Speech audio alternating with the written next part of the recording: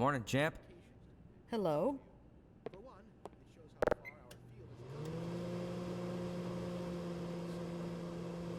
Good heavens! What the hell? Combined with today's technology, I've recreated.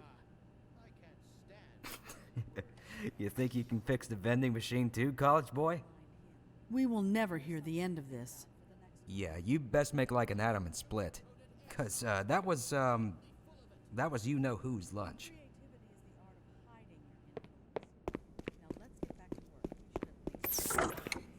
Why do we all have to wear these ridiculous ties? Triple pleated khakis? Preposterous.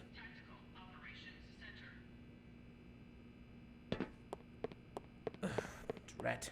No toilet paper.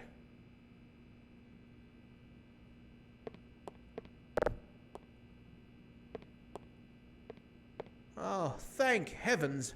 I'm in dire need of some toilet paper.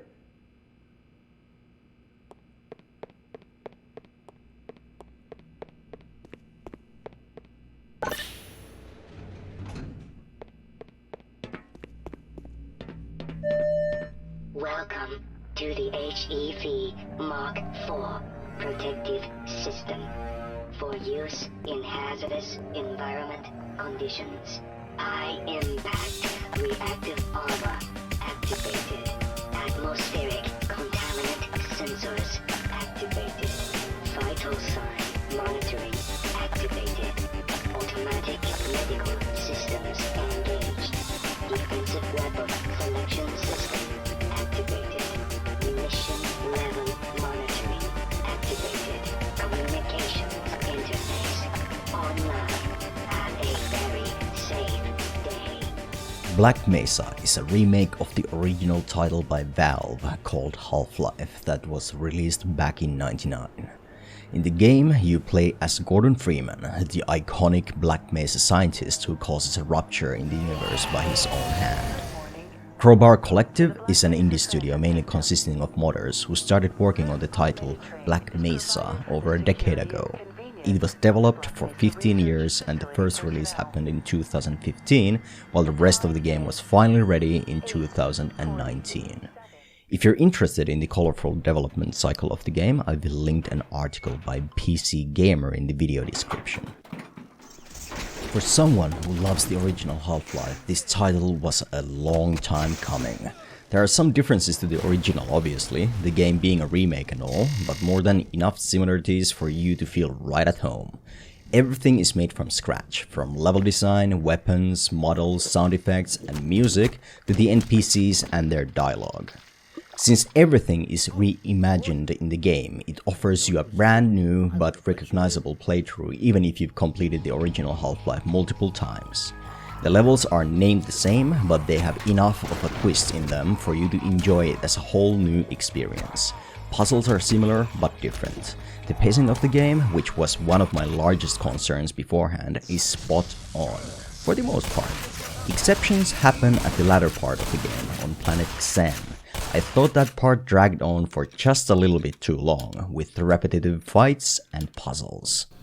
On your adventure to a safe escape, you will face against different types of enemies. In Black Mesa, the opposing side has learned some new moves with their improved looks, like the acid spitter putting out a pattern instead of a single projectile. Vortigaunts also now know how to deal with enemies getting next to them. Some of the most notable changes for a Half-Life veteran while playing Black Mesa include the movement system. You can slide after a sprint, the movement has an acceleration period to it, and your jumps are more restricted. No more bunny jumping. Long jump mechanic has been pretty much revamped to resemble a dodging system that is needed in certain fights and platforming sections. And talking about platforming, they also changed the way how you latch on the ladders. Just why? After playing the original Half-Life, you feel like you need to learn to walk again when you're furiously trying to get yourself to latch back onto the ladder before falling to your death in the pit below. Some of the better changes come in the form of straightforwarding. You no longer need to wait for NPCs to open up doors for you. There are a couple of exceptions to this, but mostly they've gotten rid of the mechanic altogether. Half-Life never had self-regenerating HP either, like some people might be used to in modern FPS shooters, but they included a similar system in the later half of the game, which felt pretty arcadey to me. Not a bad design, but the whole Xen section kind of gets rid of the need for exploration in the form of scavenging altogether.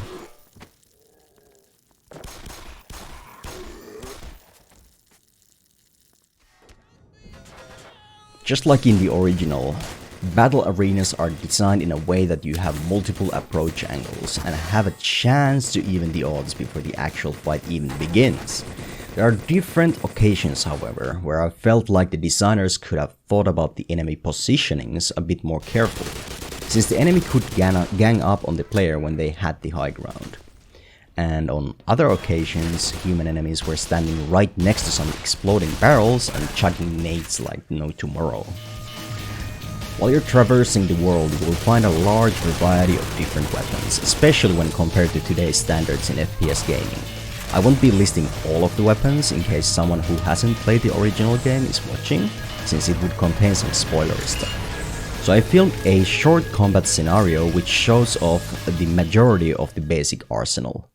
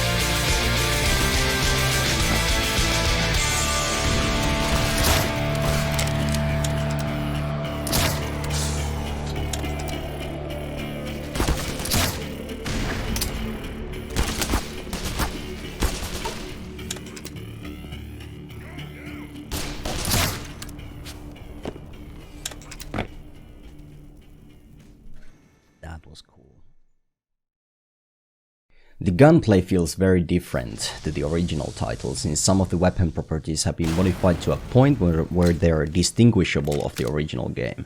For example, the bread and butter pistol used to be my sniping tool for the early game, before getting steady access to magnum rounds and crossbow bolts.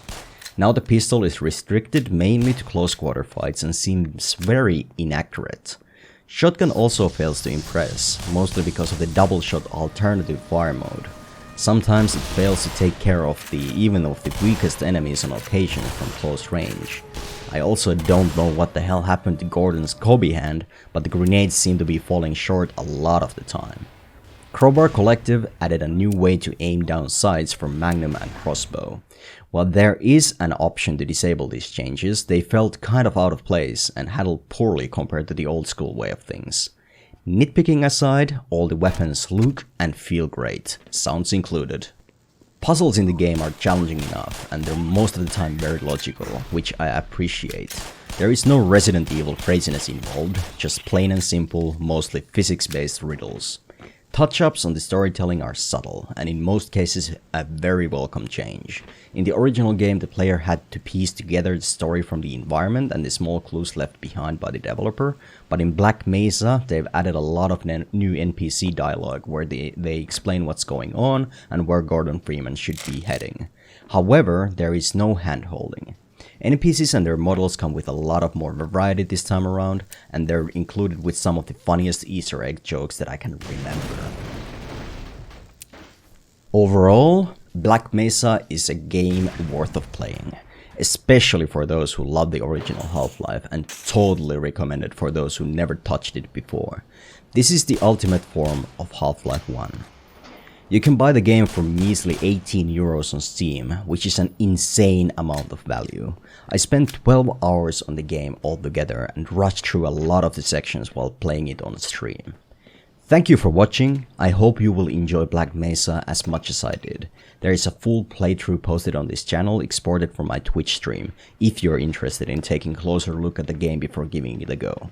My name is NordiMonki, and have a great rest of the day. Nordi out. See ya.